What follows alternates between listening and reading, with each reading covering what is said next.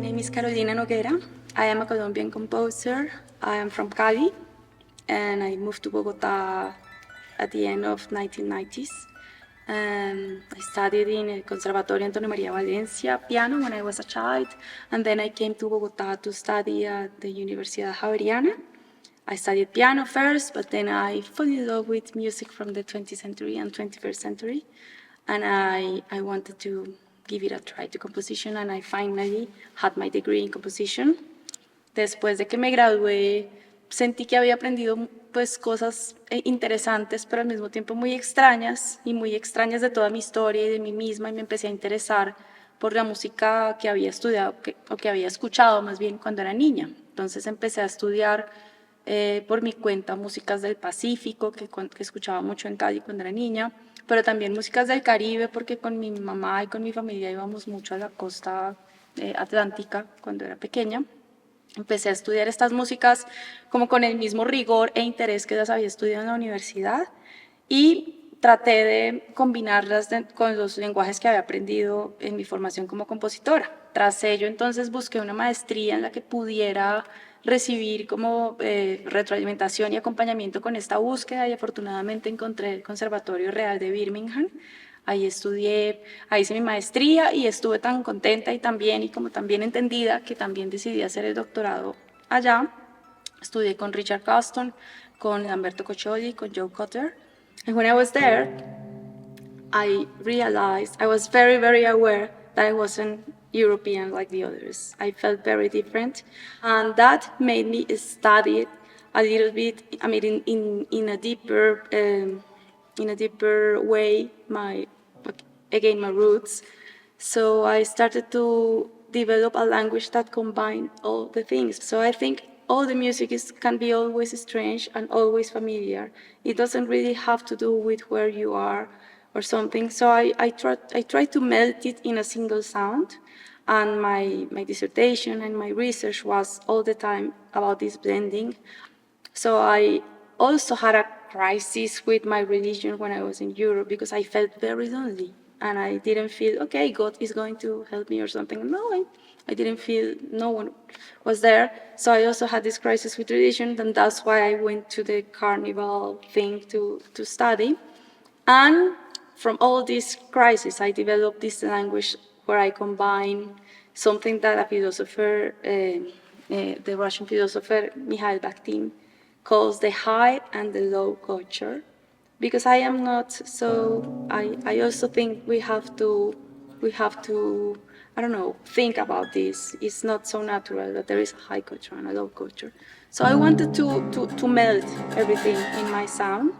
And that's why for many decades now, I have had a sound that combines elements from traditional music with elements from, I don't know, European or academic or other kind of music into my sound. Sidereal Lullabies is a piece for harp. I wrote it especially for Elisabeth Plank. In this piece, I want to explore the lullaby, as the title is saying. So for me, the starting point was the Bisbigliandi as a lullaby, and I wanted to see all the possibilities it could show me. That's why we started this conversation, like, okay, how can you do the Bisbigliando? Does it have to be all the time with the same speed? Can we have different speeds in every hand? What kind of sounds can we put in the Bisbigliandi? So that was the very first starting point of the piece. And how the fascination with the Bisbigliano? Why?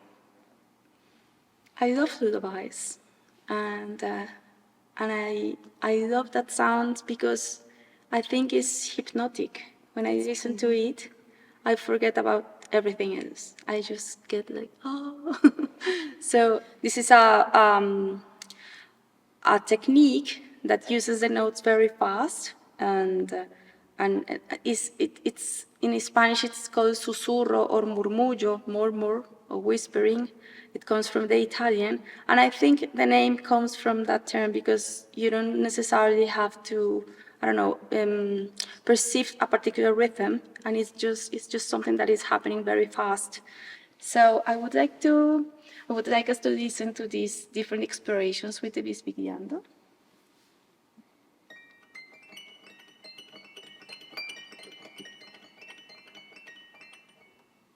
So the piece works with the bisbigliando and also with the sound of something that I call a bell, which is a note with the preparation that sounds like a bell.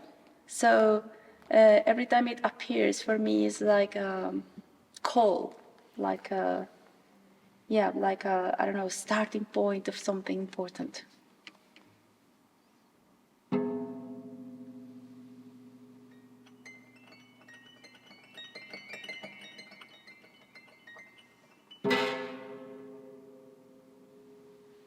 And I translate this sound into different ones, like for instance, having a pedal trill.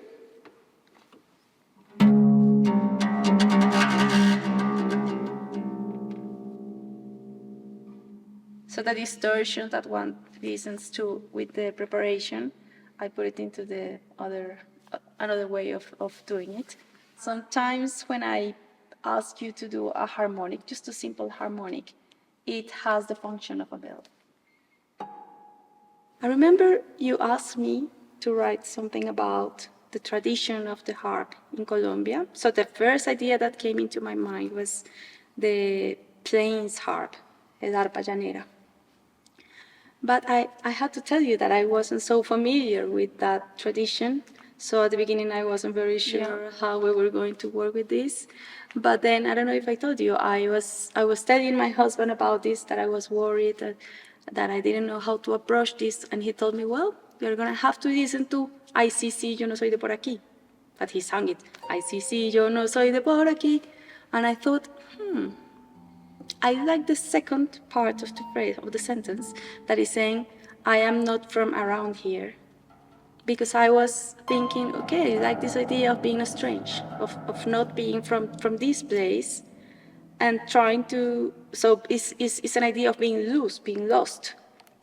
And I'm fascinated by this idea of losing yourself and trying to find yourself. So this idea of losing yourself, for me, was very close to being in the darkness, to be in the sky.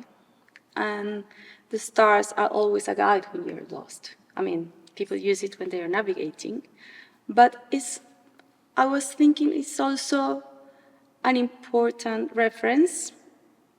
If you don't, I mean, I was telling this morning that home, a place that maybe you miss or a place that maybe you think you belong to, is not necessarily where you were born.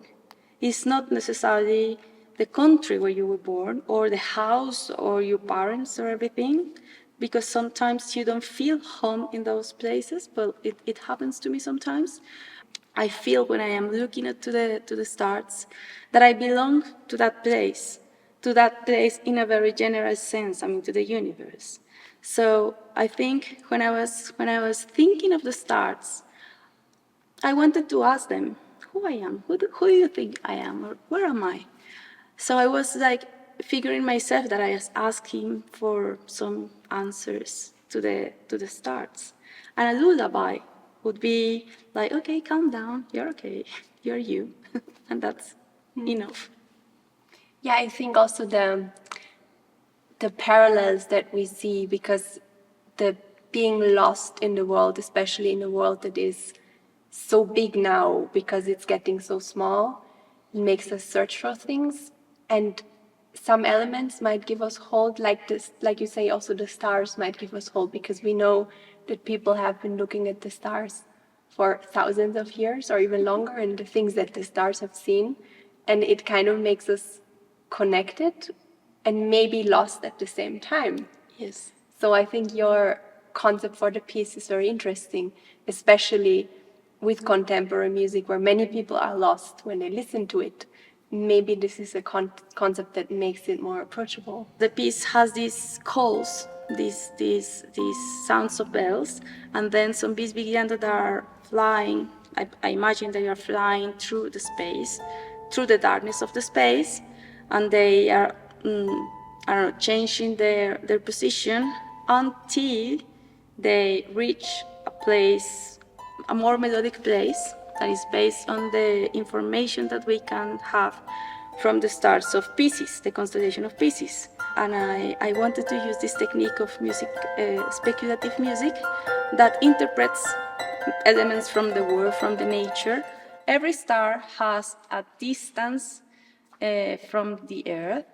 It has an age. There are blue stars, red stars, depending on how old they are. And they also have different types related to different aspects of the stars. And all this data can be produced into musical material. So I had a scale that I made from the elements of the stars. And depending on how close is every star, you can create a melody, or you can, I don't know, elaborate something melodic.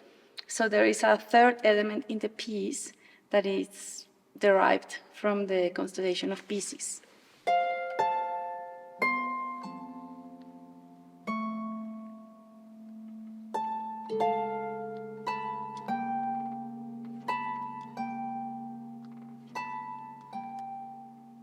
So we have this melody, and then I start to combine the bisbigliando with the Pisces material to design the whole piece. And after a moment, after a point in the piece, we start repeating this last bit of the melody of Pisces, and it somehow becomes another kind of bisbigliando.